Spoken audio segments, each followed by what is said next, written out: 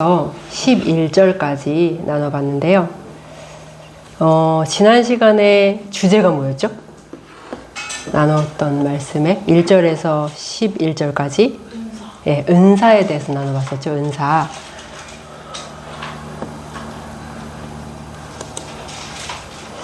우리가 지난번에 배운 것들을 생각해 보면서 은사라는 말을 넣어서 한번 문장을 하나씩 만들어 볼까요?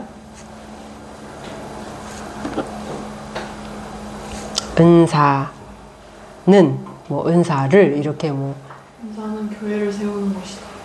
은사는 교회를 세우기 위해 주어진 것이다. 네, 또 은사. 하나님의 선물이다. 예, 은사는 우리가 선천적으로 가지고 태어나는 것이 아니라 하나님의 선물이다. 하나님께서 어떤 사람이 교회에 속하게 되었을 때, 그리스도께 속하게 되었을 때 하나님께서 주시는 선물이다. 예, 또 은사는 누구에게? 모든 성도에게 다 주시는 것이다. 그쵸? 제외되는 성도가 하나도 없어요. 각 사람, 모든 사람에게 은사는 주어지는 것이다. 예. 은사는 여러 가지다. 예, 은사는 여러 가지다. 또 은사는 최선을 다해서 사용해야 합니다. 아, 그렇죠. 은사는 자신에게 어떤 은사가 있는 것이 발견되면 절대 땅에다 묻어두면 안 됩니다. 최선을 다해서 많이 쓰면 쓸수록 그 은사가 더욱더 빛을 발하고 교회에 더 큰 유익을 끼치게 되는 것이죠.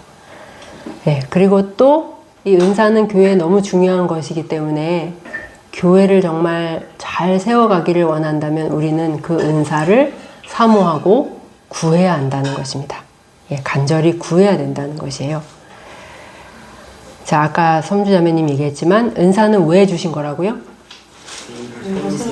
예, 교회의 덕을 세우기 위해서, 다른 말로 교회를 유익하게 하시기 위해서, 그리고 또 그 에베소서에는 성도를 온전하게 하여서, 그러니까 온전하게 한다는 게 그에게 그런 은사를 주신다는 거예요. 그래서 봉사의 일을 하게 하며 그리스도의 몸을 세우게 하기 위해서다. 예, 이렇게 말씀하고 계시죠. 예, 오늘 이제 12절부터도 지난번과 내용이 이어지는 구절인데요.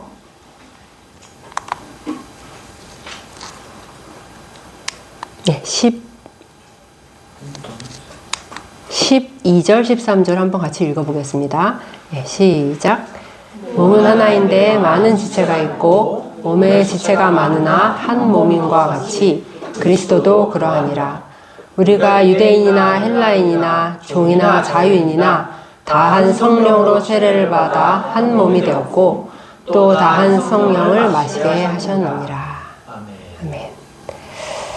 네, 12절에 사도는 이제 몸이라는 단어를 불쑥 꺼냅니다. 이 12절은 우리 몸을 생각하면 전혀 이해가 어렵지 않은 그런 구절이에요. 우리 몸은 하나지만 많은 지체가 있듯이 교회도 그렇고, 그리고 많은 지체가 있지만 그 몸이 하나인 것처럼 교회도 그렇다라는 말씀이죠. 12절이. 아마 이거를 그림으로 하면 이쯤 될까요? 무서운 실제 이런 모양의 몸이 존재한다는 얘기는 아니죠. 예, 그쵸? 안 되는데요. 네, 이거는 분명히 비유가 맞습니다. 비유. 예. 그런데 굉장히 사실적인 비유예요. 예. 우리 몸이 모두가 다 각자 따로 자기 일을 막 하면서 독립적으로 있는 것 같지만 사실은 모두가 다 어떤 신경과 혈관과 모든 것들로 다 연결이 돼 있어요. 그쵸? 예, 그래서 앞으로 나가려고 하는데 발만 뒤로 가고 이런 일이 없어요. 그냥 다 각각이지만 하나처럼 움직이는 거예요. 예. 이러한 연합이 교회에 실제 존재한다는 얘기예요. 실제 하는 연합이라는 거예요. 그냥 우리 교회는 다 하나로 치자, 우리는 하나로 묶였다고 치자 이런 게 아니라 실제 이 연합이 존재해요. 13절에 보면 우리가 유대인이나 헬라인이나 종이나 자유인이나 다 한 성령으로 세례를 받아 한 몸이 되었고 라고 말씀하세요. 한 성령으로 세례를 받아. 자, 이 세례는 이제 침례라는 말을 쓰기도 하는데요. 그 헬라어 단어로 밥티조라는 단어입니다. 밥티조. 이 밥티조라고 하는 단어는 우리가 흔히 보는 그런 세례식처럼 물을 그냥 뭐 슬쩍 뿌리고 살짝 적시고 하는 수준이 아니에요. 이 밥티조라는 말의 의미는 담그다, 잠기다, 가라앉다 이런 의미가 있어요. 그러니까 푹 잠기는 걸 얘기하는 거예요. 그 안으로 쑥 잠수하듯이 쑥 들어가는 것을 의미하는 것입니다. 이 세례는 그래서 굉장히 강한 단어예요. 그렇기 때문에 성령으로 세례를 받는다라는 말의 의미는 성령에 의해서 완전히 압도당하는 것, 성령에 의해 완전히 삼킴을 당하는 것을 의미하는 단어입니다. 우리가 보통도 이런 말 많이 쓰잖아요. 뭐 칭찬 세례를 받았다 이런 얘기 쓰죠. 비난 세례를 받았다 이런 얘기 쓰잖아요. 그 칭찬 세례를 받았다 할 때 한두 사람한테 칭찬 들은 걸로 그런 얘기 안 하죠. 그죠? 수많은 칭찬을 들을 때 그런 얘기를 하잖아요. 그러니까 이 세례는 그런 의미가 있습니다. 그래서 이 성령의 세례를 어떤 신학자는 이렇게 표현하기도 해요. 한 성령 안으로 침수되었다. 네, 이런 표현을 쓰기도 합니다. 이 성령의 강력한 권능 아래에서 회심하고 그리스도인이 되는 순간 우리는 예수 그리스도와 신자를 하나로 묶는 거대한 연합 안으로 들어가는 거예요. 그래서 한 몸이 되는 것입니다. 그 안으로 들어가면 나는 없는 나의 형체는 볼 수 없는 침수. 나의 형체는? 그러니까 이게 좀 형체로 생각하시면 안 돼요. 예.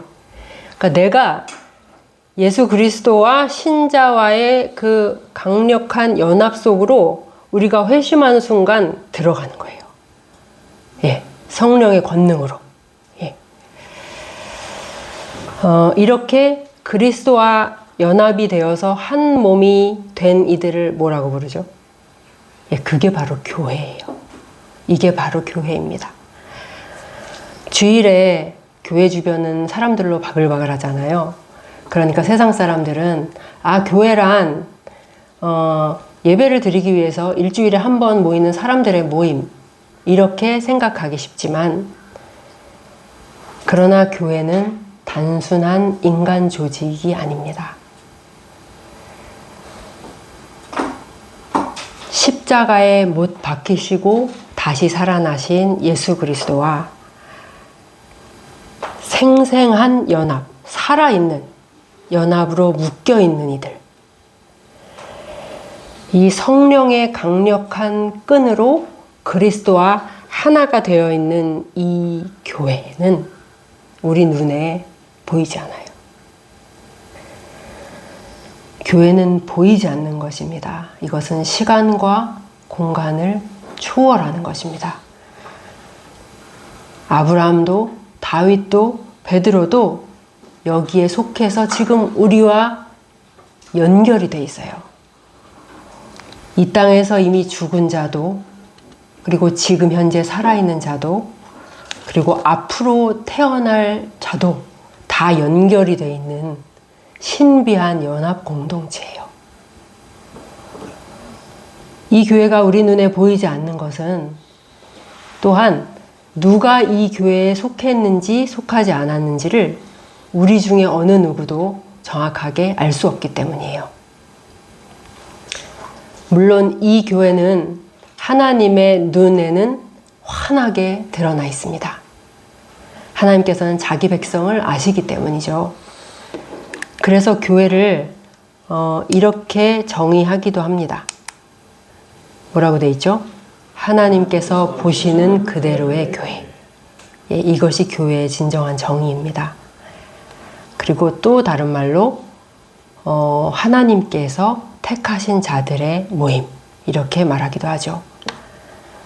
오직 하나님만이 누구인지를 아시고 그 총수를 아시는 하나님께 택함받은 자들의 무리인 것이죠, 교회는. 근데 반대로 우리 눈에 보이는 교회들은 그냥 주일에 모이는 사람들이죠. 이거를 그래서 유형교회라고 하죠. 유형교회. 이거는 다시 말하면 인간이 보는 그대로의 교회입니다. 유형교회는. 이 유형교회는 알곡과 가라지들이 섞여 있고, 그리고 그리스도의 몸의 일원이 된 자와 그렇지 않은 자가 다 섞여 있어요. 그렇기 때문에 이 유형교회, 우리 눈에 보이는 교회가 그대로 그리스도의 몸이라고는 할 수 없습니다. 그리스도의 몸은 여기 이 전자인 하나님께서 하나님의 눈으로 보시는 그대로의 교회로 눈에 보이지 않는 것입니다.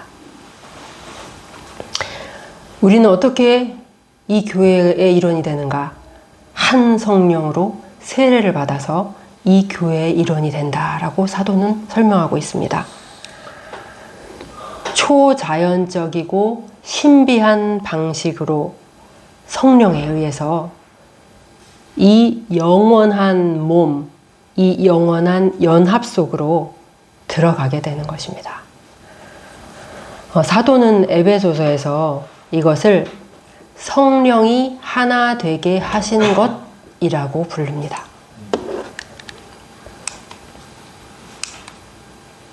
에베소 4장 3절인데요.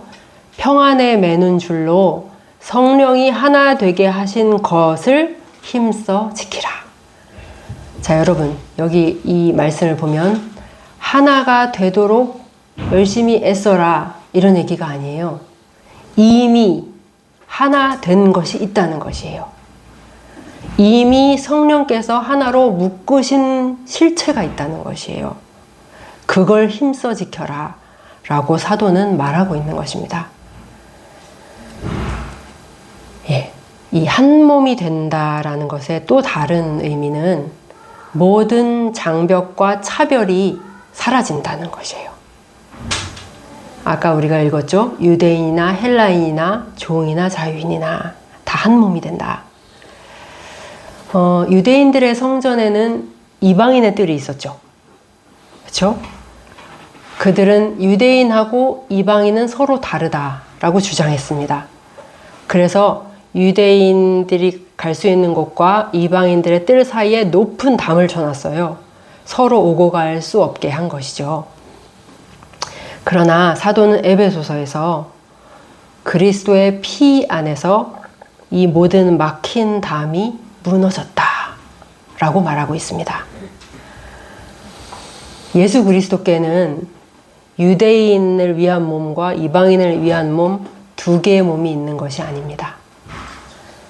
그분께는 오직 하나의 몸, 하나의 백성, 그리고 한 연합만이 있을 뿐입니다. 사도는 에베소서에서 유대인과 이방인 이 둘로 자기 안에서 한 새 사람을 지으셨다라고 말씀하고 있습니다. 또 갈라디아서에도 이런 비슷한 말씀이 나오는데요. 한번 읽어볼까요? 갈라디아서 시작. 누구든지 그리스도와 합하기 위하여 세례를 받은 자는 그리스도로 옷 입었느니라. 너희는 유대인이나 헬라인이나 종이나 자유인이나 남자나 여자나 다 그리스도 예수 안에서 하나이니라. 예, 너희는 그리스도 예수 안에서, 그 신약에 보면 그리스도 예수 안에서라는 말이 되게 많이 나오죠. 그리스도 안에서. 이게 다 연합을 얘기하는 거예요. 연합. 그 연합 안에서 너희는 다 하나다. 앞으로 하나가 될 것이다가 아니에요. 이미 하나로 묶여 있다는 것이에요. 성령의 놀라운 권능 안에서 보이지 않는 연합으로, 절대 서로 떼어질 수 없는 연합으로 이미 묶여 있는 영적인 연합이 실제한다는 것이에요. 이렇게 다 한 몸이 된 이들에게 하나님께서는 그 다음에 13절에 보면 또 다 한 성령을 마시게 하셨느니라 라고 이야기합니다. 성령을 마신다. 여러분, 성경은 성령을 많은 곳에서 물, 생수 이런 것들로 비유하고 계시죠. 성령을 마신다는 것은 어떤 의미일까요? 어떻게 다가오시나요, 여러분? 성령을 마시게 하셨다. 계속 성령을 공급받는다. 예, 계속해서 성령을 공급받는다. 그 얘기는 그분의 능력과 힘에 참여한다는 것이에요. 계속해서 그렇게 하도록 그런 복을 허락하고 계신다는 것이에요. 이게 바로 성령을 마시는 것이죠. 그래서 우리가 변화되는 거예요. 성령을 마시기 때문에. 그래서 우리가 성화되는 것입니다. 우리가 계속해서 거룩하게 변화되고 있는 것입니다. 그리고 여기서 성령을 마시되 그 앞에 한 성령을 마신다 이렇게 돼 있잖아요. 예, 이것은 하나를 같이 마신다는 얘기는 이제는 같은 삶의 원리를 소유하고 같은 곳을 향해 나가는 무리가 되었다라는 의미도 있습니다. 예. 두 사람이 평생 같은 것만 먹는다면 얼마나 그 체질이 닮아 있겠습니까? 그렇죠? 예. 한 성령을 마신다는 것은 이렇게 하나님께서 모든 것에 있어서, 삶의 모든 것에 있어서 하나로 묶어 가신다는 얘기예요. 우리 한번 요거를 읽어볼까요? 예, 요거 한번 읽어보겠습니다. 화면에 있는 거 시작. 신자는 다 한 성령으로 세례를 받아 신비한 연합 안으로 들어가고 또 다 한 성령을 마시는 자들입니다. 이게 바로 신자들이고 이게 바로 교회입니다. 이 연합에 참여하는 사람들이 나날이 늘어가고 있겠죠. 어제도 오늘도 수많은 사람들이 문을 두드리며 천국으로 침노해 들어가고 있습니다. 그렇게 주님의 몸은 날로 날로 풍성해지고 있겠죠. 그래서 계시록은 이들을 허다한 무리라고 얘기해요. 허다한 무리. 그쵸? 그리고 유다서에서는 주님께서 수만의 거룩한 무리와 함께 이 땅에 임하신다라고 말하는 것입니다. 그러나 그들의 숫자가 아무리 많아진다고 해도 그 주의 교회가 1억 명이 넘는다고 해도 그들은 그리스도와 연합되어 있는 하나의 몸이라고 성경은 말씀하십니다. 예, 이제 14절로 가볼 텐데요. 14절 몸은 한 지체뿐만 아니요 여럿이니. 예, 이건 뭐 너무 우리가 이해하기 쉽죠. 우리 몸은 분명 한 몸이지만 아주 다양한 지체가 있습니다. 그러므로 교회도 그렇다. 그렇다면 우리는 교회에도 다양한 무리, 다양한 지체들이 있다는 사실을 알아야 돼요. 예. 우리 서로 보면서, 주변 분들 보면서 이렇게 얘기해 볼까요? 서로를 보시면서 우리는 서로 같지 않습니다. 시작. 우리는 서로 같지 않습니다. 예. 우리는 서로 다르다. 기억하세요, 여러분. 우리는 서로 다릅니다. 우리나라 교회들은 덜하지만 외국의 교회들에 가보면 인종이나 피부색, 뭐 나라, 환경, 뭐 이런 게 다른 사람들이 많이 이렇게 한 교회에 섞여 있는 것을 보게 되거든요. 그리고 이런 다양성이 그 교회의 많은 면에서 풍성함과 또 유익을 가져오는 것 같아요. 여러분 한번 생각해 보세요. 노인들만 있는 교회. 아주 젊은 사람들만 있는 교회. 남자는 거의 없는 교회. 아니면 백인들만 있는 교회도 있죠. 그리고 어떤 교회는 잘 사는 사람들만 예, 부유한 상류층들만 모이는 또 특별한 그런 교회도 있는 것 같아요. 예. 이런 교회들 여러분 어떨까요? 건강할까요? 여러분 교회 안에는 새 신자도 필요하고 성숙한 신자들도 필요합니다. 교회 안에는 아이들도 젊은 사람들도 필요하지만 나이 든 신자들도 필요합니다. 그리고 보다 지적인 사람들도 필요하지만 과감하게 행동할 줄 아는 사람들도 필요합니다. 그리고 좀 진보적인 사람들도 필요하고 다소 보수적인 사람들도 필요합니다.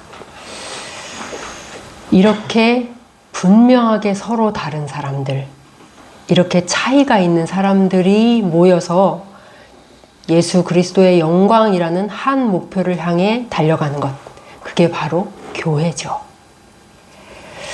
특별히 사도가 여기에서 말하고 있는 것은 이 다양성은 은사에 대한 부분인데요. 은사. 여러분은 어떤 은사를 갖기를 원하십니까?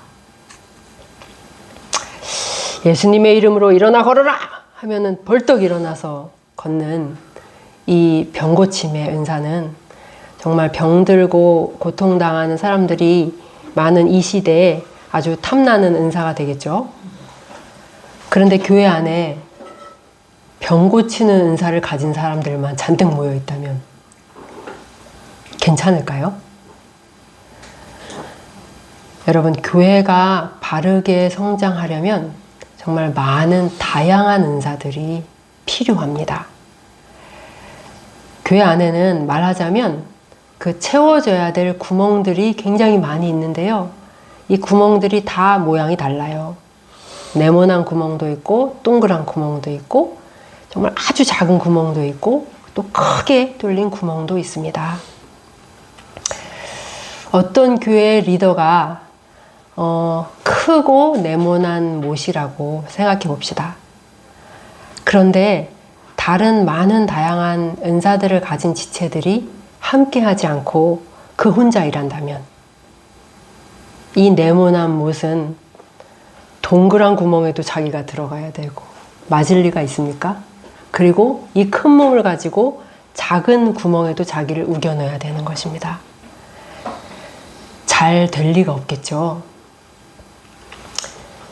그 사람이 아무리 탁월해도 탁월한 한두 사람으로 그리고 탁월한 한두 가지의 은사로 교회는 성장해 나갈 수 없습니다. 그렇기 때문에 하나님께서는 교회 안에 있는 각 사람에게 서로 다른 그런 은사를 주시는 것입니다. 섬기고 구제하고 위로하고 권면하고 가르치고 다스리는 그런 은사들, 그리고 우리가 지난번에 배웠던 어떤 은사들이죠? 지식의 말씀, 지혜의 말씀, 병고침, 또 능력 행함, 그리고 예언을 하는 은사, 그리고 또 영을 분별하는 은사, 방언과 그것을 통역하는 은사, 이런 것들이, 이런 다양한 것들을 그래서 하나님께서 각 사람에게 서로 다른 것들을 주시는 것이에요. 이 18절에 보면 이제 하나님이 하나님이 원하시는 대로 지체를 각각 그 자리에 두셨다라고 말하고 있어요. 그러니까 어떤 사람은 하나님께서 팔의 위치에 앉히시고 어떤 사람은 발의 위치에 두시는 것입니다. 자, 그런데 발과 귀가 이렇게 말하는 거예요. 15절, 16절을 한번 보겠습니다. 한번 읽어보겠습니다. 시작. 만일 발이 이르되 나는 손이 아니니 몸에 붙지 아니하였다 할지라도 이로써 몸에 붙지 아니한 것이 아니요 또 귀가 이르되 나는 눈이 아니니 몸에 붙지 아니하였다 할지라도 이로써 몸에 붙지 아니한 것이 아니니.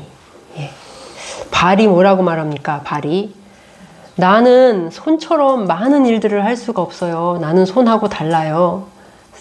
난 생긴 것도 못생겼고 맨날 지저분한 바닥만 밟고 다녀요. 나는 몸에 있으나 마나한 존재예요. 이렇게 말하는 거죠. 발이. 또 귀가 말합니다. 나는 눈만큼 소중한 존재가 아니에요. 사람들한테 아마 눈하고 귀 중에서 하나만 가질 수 있다고 그렇게 말한다면 모두가 다 눈을 선택할걸요. 나는 쓸모없는 지체예요. 나는 몸에 없어도 되는 그런 존재일 거예요. 라고 말하는 것이죠. 이 사람들은 자신들이 교회에 별로 쓸모가 없는 것 같다는 그런 느낌을 가지고 있습니다. 나는 잘 가르치지도 못하고 이것도 저것도 잘 못해. 교회에 나 같은 사람이 필요할까? 나는 기껏해야 교회 버스나 운전할 뿐인데 이런 내가 대체 무슨 필요가 있겠는가? 라고 생각하는 것이죠. 이런 생각을 하는 사람들은 교회 안에서 중요한 일들을 잘 해내는 능력 있는 지체들을 바라보며 또 많은 헌금으로 여러 필요를 척척 채우는 어떤 형제를 바라보며 의기소침해할 것이고 점점 더 자신의 활력을 잃어갈 것입니다. 그런 이들에게 사도는 말합니다. 17절에서 19절인데요. 17에서 19절 시작.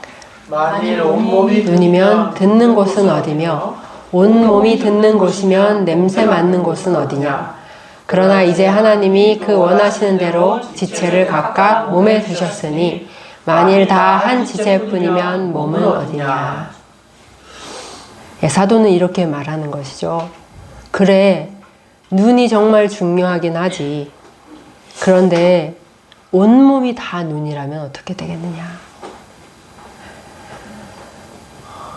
여러분, 온몸이 다 눈으로 덮여있는 어떤 몸을 생각해 보십시오.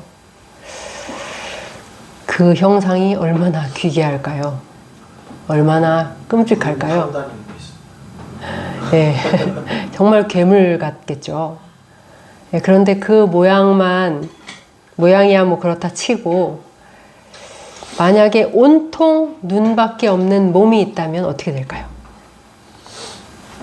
살 수 없습니다. 그 기능밖에 못하는. 네, 금방 죽고 말 거예요. 심장이 없는데 어떻게 살겠습니까? 입이 없는데 음식을 먹을 수 있나요? 눈으로 먹어요. 호흡하는 곳이 없으니 숨을 쉴 수도 없어요. 그 몸은 아마 금세 파랗게 질려서 쓰러지고 말 것입니다.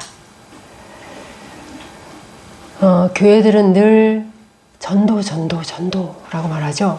그래서 전도 잘하는 사람이 막 추앙을 받고 많은 이들이 또 그것을 부러워합니다. 물론 전도하는 은사가 교회에 아주 중요하죠. 그러나 교회 안에 다 이 전도하는 은사만 있어서 사람들은 잔뜩 데리고 왔는데 이들을 섬기고 돕고 가르치고 다스리는 은사를 가진 자가 하나도 없다면 이 교회는 어떻게 될까요? 종종 백현 자매님이 희지 자매를 만났다는 그런 얘기들을 할 때가 있는데 그때 이제 저는 그런 생각이 들어요. 나는 잘 생각을 못하는 부분인데 그래도 저런 걸 계속 생각하고 계속 그렇게 행하는 자매가 있어서 참 다행이다. 이런 일들을 볼 때 정말 이 사람 저 사람에게 다 다른 눈과 은사를 주셔서 교회를 다방면으로 돕고 계시는 하나님의 놀라우신 지혜를 바라보게 됩니다. 하나님께서 우리 욕심대로 일하지 않으셔서 얼마나 다행인지 몰라요. 참으로 우리 서로는 다르며 또 달라야 합니다. 우리는 붕어빵 틀에서 똑같은 붕어빵이 계속 찍혀 나오듯이 서로 동일한 은사를 가지려고 애를 쓰는 대신에 서로 다르다는 것을 기쁘게 여기며 교회를 위해서 이 차이들을 아름답게 사용하는 법을 배워야 합니다. 이럴 때 이 교회가 성장하는 것이죠. 또 우리는 서로 다르기 때문에 서로를 필요로 합니다. 21절인데요. 읽어보겠습니다. 시작. 눈이 손더러 내가 너를 쓸 데가 없다 하거나 또한 머리가 발더러 내가 너를 쓸 데가 없다 하지 못하리라. 열등감도 파괴적이고 우월감도 파괴적입니다. 모두 다 좋지 않은 결과를 가져와요. 고린도 교회는 여러 면에서 이런 우월감을 가진 지체들이 많이 있었어요. 지식이 많은 강한 형제 자매들은 이제 막 우상 숭배에서 벗어난 지식이 별로 없는 약한 지체들을 배려하지 않았고, 또 부유한 사람들은 주의 만찬 자리에서 가난한 형제들을 업신여기며 그들을 부끄럽게 만들었습니다. 또 이런저런 은사들, 특별히 그 방언의 은사를 가진 사람들이 누구는 방언을 못하네, 내 방언이 더 아름다우네 이러면서 다른 지체들을 자기보다 못한 자로 여겼어요. 다른 연약한 지체들을 멸시하며 쓸모없는 자들로 여긴 것이죠. 이게 바로 눈이 손더러 너는 쓸모가 없다 이렇게 얘기하는 거예요. 머리가 발더러 참 너는 쓸데가 없구나 라고 말하는 거죠. 이들은 다른 사람들이 필요하다는 것을 알지 못했어요. 근데 요즘 이런 사람들이 점점 많아지는 것 같아요. 요즘 사람들이 중요하게 생각하는 게 그거잖아요. 누군가에게 의존하지 않고 스스로 독립하는 거. 독립성. 이게 현대사회의 아주 중요한 가치관의 하나인데, 이런 것들을 그대로 가지고 있는 사람들이 많이 있는 것 같습니다. 그래서 한 교회에 속하지 않은 채로 떠돌아다니면서 독자적인 신앙생활을 하는 사람들이 많이 있고요. 혹은 교회의 이름을 올렸으면서도 마냥 주변인처럼 교제도 없고 친밀한 관계를 맺으려는 노력도 없이 그저 왔다 갔다 하고 있는 사람들이 현대 교회에 아주 많이 있습니다. 다른 형제 자매와 교제를 하지 않는다는 것은 상대방의 필요를 인정하지 않는 것이며, 이것은 더 나아가서 교회의 필요를 인정하지 않는 것과 같습니다. 이것은 다른 사람 없이도 내 신앙생활에는 별 문제가 없다 라고 말하는 것이며, 나는 몸에 붙지 않았다 라고 말하는 것과 같은 주장입니다. 그러나 어떤 지체도 그가 정말로 그리스도의 몸의 지체라면 그 몸에서 떨어진 채로 건강하고 생명력 있게 잘 살아갈 수 없으며, 만약에 많은 교인들이 이런 독자적인 신앙생활을 하고 있는 교회가 있다면 그 교회는 살았다 하지만 사실은 죽은 교회가 될 수밖에 없습니다. 그런 교회는 진정한 교회라고 할 수 없어요. 왜? 교회는 한 몸이기 때문이에요. 그러므로 누구도 이런 신앙생활을 해서는 안 됩니다. 교회 공동체에 속해 있는 자들은 서로가 서로에게 필요하다는 것을 인정해야 되고 그것을 알아야 합니다. 한번 우리 다 같이 말해볼까요? 우리는 서로를 필요로 합니다. 우리는 서로를 필요로 합니다. 예. 오카노 목사님이 이렇게 교인들한테 서로 보면서 이렇게 말하라고 하더라고요. 너 없이는 나 없다. 그리고 나 없이는 너 없다. 그러면서 막 따라하라고 막 그러시더라고요. 예, 우리는 서로가 필요합니다. 예. 이게 한 몸이기 때문이에요. 필요하지 않다고 하는 것은 눈이 발더러 너는 필요가 없어 라고 말하는 것과 똑같은 것이에요. 세 번째 요점은 이것입니다. 우리는 서로를 돌아보아야 한다는 것이에요. 22절에서 26절까지 말씀인데요.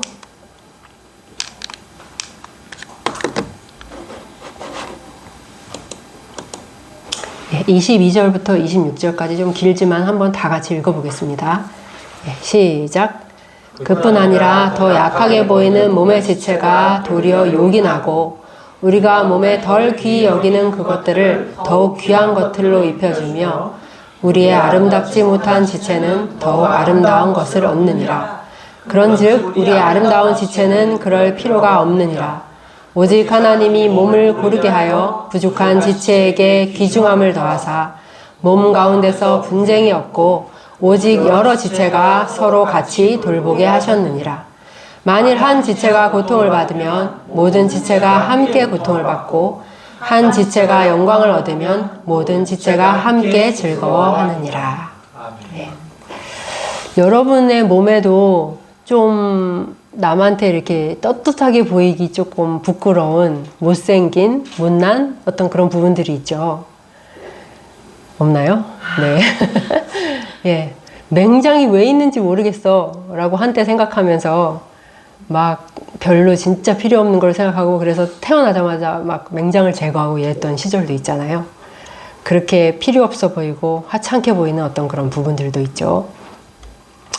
저는 뭐 코는 어떻게 해서 그런 대로 괜찮은데 눈이 심하게 짝짝이에요.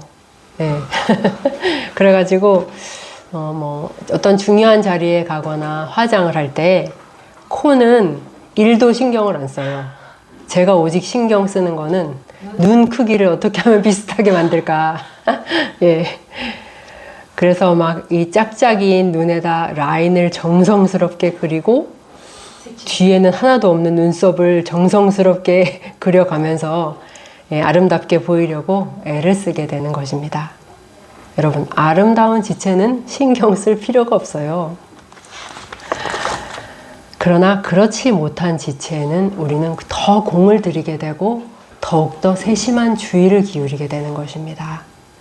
교회도 이와 같아야 한다라고 사도는 말하고 있습니다. 교회 안에 주눅 들어있는 많은 사람들이 있습니다. 특별히 현대교회, 돈을 중시하는 이 교회에서는 어떤 사람들이 주눅 들어 있을까요? 네, 가난한 사람들. 가난한 사람들. 또 저는 이제 가끔 막 설교 중에 영어를 엄청 섞어서 설교하는 분들이 꽤 많더라고요, 요새. 네, 그럼 참 많이 못 배우고 대학도 못 나오고 이런 사람들은 참 주눅 들겠구나. 약간 그런 생각도 들어요. 대학을 못 나오고 못 배우고 이런 사람들. 그 다음에 비천한 직업을 가진 사람들. 혹은 뭐 병들어서 몸이 약한 사람들. 아니면 어떤 장애가 있는 사람들. 그러니까 이런저런 자신의 이런저런 것들이 부족하고 능력이 없어서 교회에 보탬이 되지 않는다. 나는 교회에 있으나 마나한 존재다 라고 생각하면서 예배당 정중앙에도 앉지 못하고 늘 저 구석에 앉아서 존재가 있는 듯 없는 듯 하면서 조용히 예배드리고 가는 그런 사람들이 많다고 해요. 그런데 이들이 진정 예수 그리스도의 몸의 지체라면 하나님께서는 이들 모두에게도 은사를 주세요. 네. 이들은 모두 다 교회에 필요한 사람들입니다. 많이 배운 형제들에게도 또 부유한 자들에게도 이들이 필요합니다. 왜냐하면 그들이 갖지 못한 것을 이들이 갖고 있도록 하나님께서 서로 다른 것들을 주셨기 때문입니다. 그러나 이런 약한 지체들에게는 더 큰 관심과 격려가 필요하기 때문에 사도는 이들에게 더욱 귀한 것으로 입혀주라 라고 말하고 있습니다. 그런데 반대인 교회들이 많은 것 같아요. 교회 안에 어떤 탁월한 능력이 있으면 그 사람을 계속 돋보이게 만들어주는 것이죠.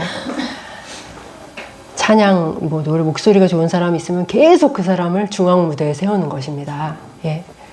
물론 그런 것이 이제 다 잘못하는 것은 아니지만 교회는 잘나고 강한 지체들을 더욱 돋보이게 만들고 그들을 중앙 무대에 계속 세워주는 곳이 아니라 그런 곳이 아니라 오히려 약한 지체들이 돋보이게 그렇게 만들어주고 그들을 더욱 높여주는 곳이라고 그 일을 해야 된다고 사도는 말하고 있습니다. 그래서 그 약한 지체들이 용기를 얻고 격려를 얻어서 하나님께서 그들에게 주신 은사들을 마음껏 발휘할 수 있는 그런 장을 만들어야 한다고 사도는 그렇게 말하고 있는 것입니다. 이렇게 할 때 교회는 그 많은 다양한 은사들이 셀 수 없는 그 많은 다양한 은사들이 발휘되어서 아름답게 연주하는 탁월한 오케스트라 악단이 될 것이며 그렇게 될 때 그 교회는 더욱 강한 사랑의 끈으로 묶이게 될 것이며 불화나 분쟁이 발을 붙일 수가 없는 그런 곳이 되는 것입니다. 서로가 서로를 필요로 하지 않고 서로에 대해서 냉담해지는 것. 서로 간에 무관심해지고 부주의해지는 것. 바로 이러한 상호 무관심이 교회 분쟁과 불화의 불씨가 되고 시초가 되는 것입니다. 오카는 목사님이 사랑의 교회에 계실 때 오카는 목사는 이제 교역자들 이렇게 모아놓고 얘기를 하시잖아요. 근데 그들에게 청년부 숫자가 왜 이렇게 안 느는지, 성도가 왜 이렇게 안 느는지 이런 얘기는 단 한 번도 하신 적이 없대요. 그런데 그분이 진짜 불같이 화를 내실 때가 있었는데, 그것은 그 어떤 사역자가 자신이 맡은 성도의 딱한 사정을 전혀 알지 못할 때, 예, 그때 정말 불같이 화를 내셨다고 하는데요. 그런 얘기들도 들어봤다고 교육자들이 말하더라고요. 네가 목사냐, 그렇게 성도 힘들게 하면 교회에서 나가라, 그런 얘기까지 하셨다고 그러더라고요. 예. 이 고린도 전설을 나누려고 생각하고 또 이 고린도 전설을 계속해서 그 공부하던 그 시초에만 해도 저는 교회 안에 어떤 많은 문제들이 있을 때 이 고린도 전설을 보면서 해결책을 찾으면 되겠다, 이런 생각을 했었어요. 그런데 이 고린도 전설을 계속해서 묵상할수록 제 눈이 머무는 곳, 제 마음이 끌리는 것이 있었는데, 그것은 다른 것이 아니라 이 사도의 교회를 향한 엄청난 사랑이었어요. 네. 이 지체들을 얼마나 뜨겁게 사랑하고 예수 그리스도의 교회를 얼마나 사도가 사랑하는지, 그들을 얼마나 염려하는지, 그래서 그들을 위해 자신의 모든 것을 기꺼이 부인하면서 얼마나 교회를 세우기 위해 모든 힘을 다하는지, 그 사도의 사랑이 얼마나 아름다운가 하는 것을 계속해서 느낄 뿐이었어요. 우리가 얼마 전에 사도행전에서 그 사도가 밀레도에서 에베소 장로들을 초청해서 그들에게 권면하는 그런 부분이 있었잖아요. 사도행전 20장에. 근데 거기 보면 사도가 이렇게 말하고 있어요.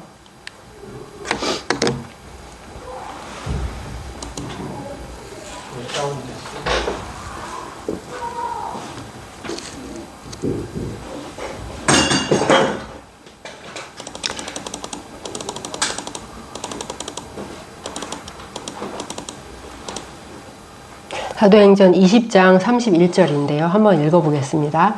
시작.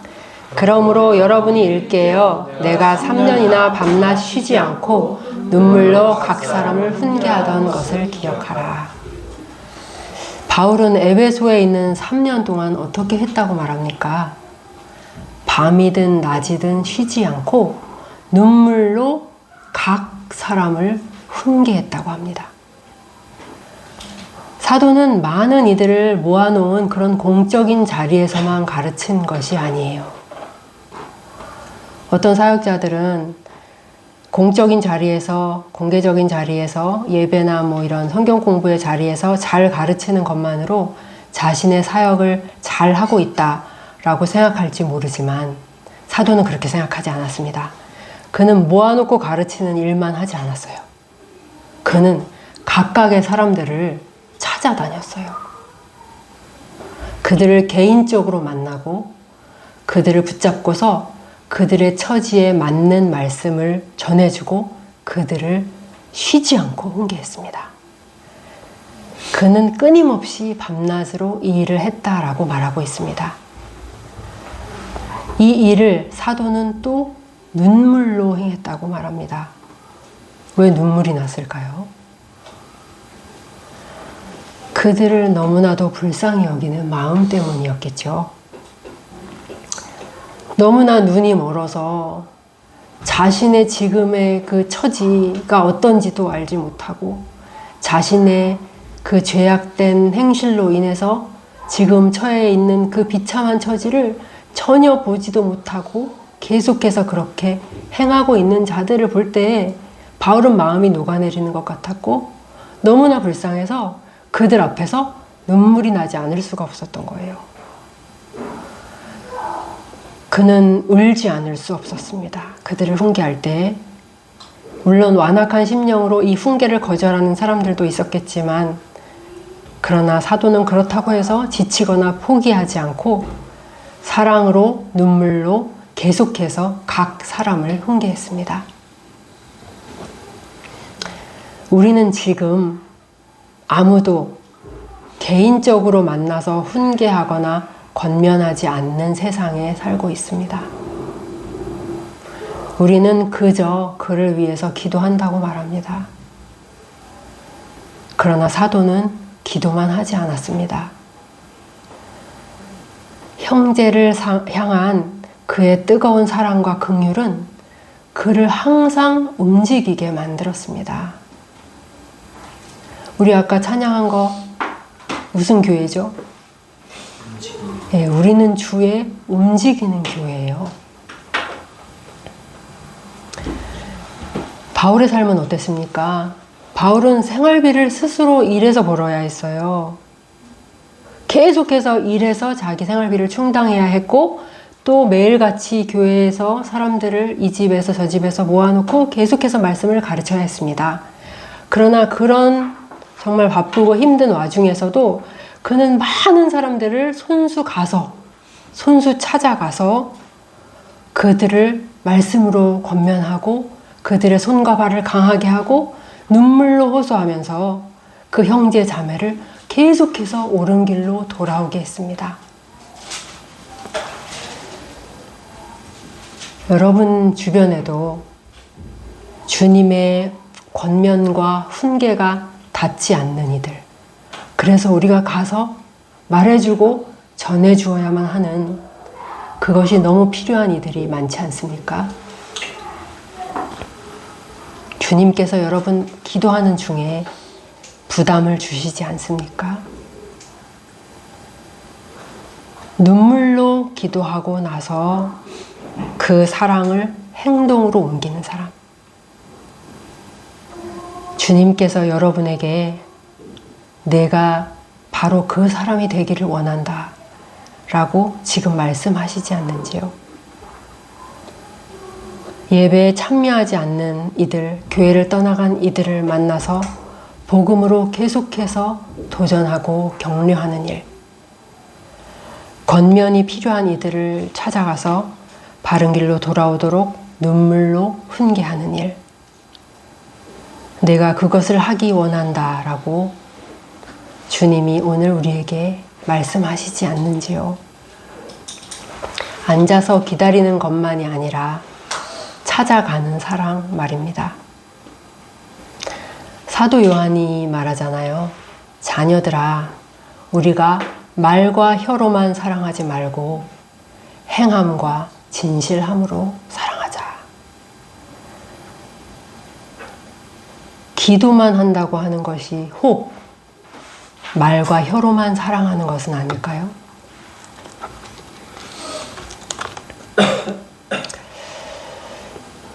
바울의 이런 모습들을 보게 되면서 저도 많은 생각들을 하게 됐습니다. 어쩌면 수많은 긴 시간들을 저 사람은 안 돼. 이 사람은 믿음이 없는데 말이 통할까? 이미 너무 늦은 건 아닐까?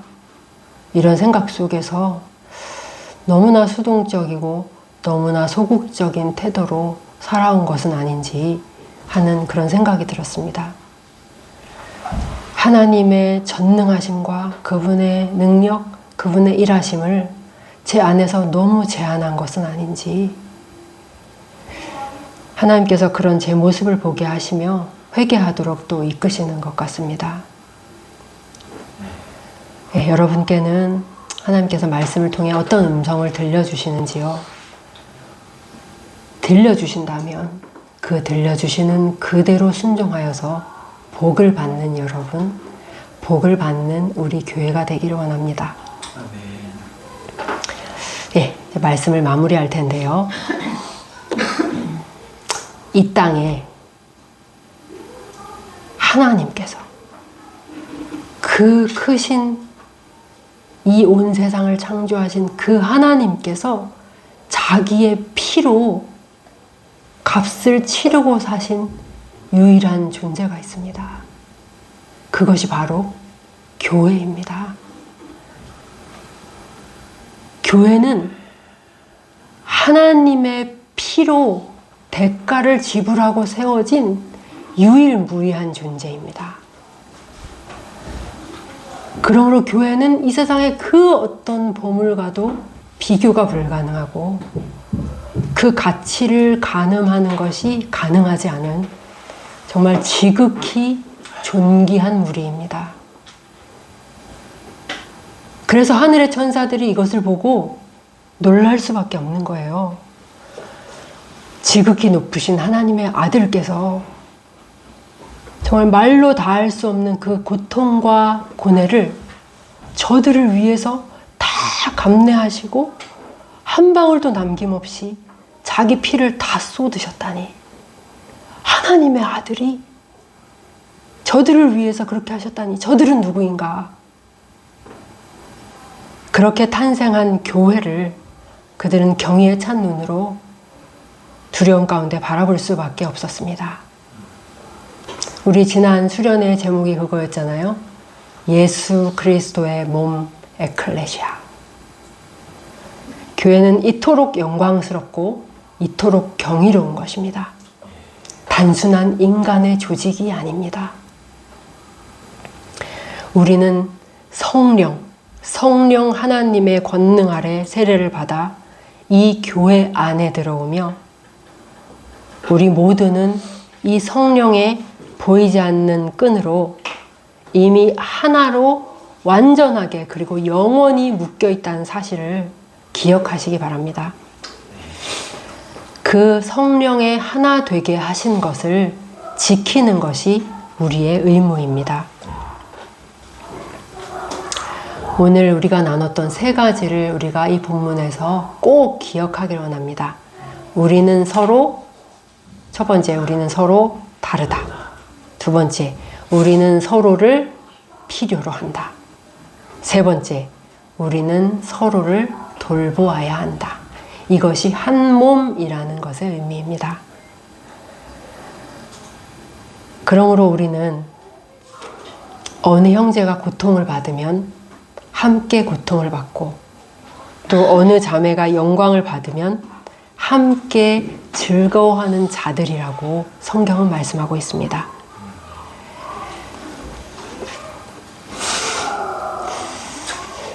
꼭 우리 교회에 속한 지체들만의 이야기는 아니겠지만 다른 지체들을 우리가 한번 떠올리면서 생각해 봅시다. 우리 교회 안에 지체들 역시 떠올리면서 생각해 봅시다. 우리는 정말로 서로를 아낍니까? 우리는 서로 좋아하나요?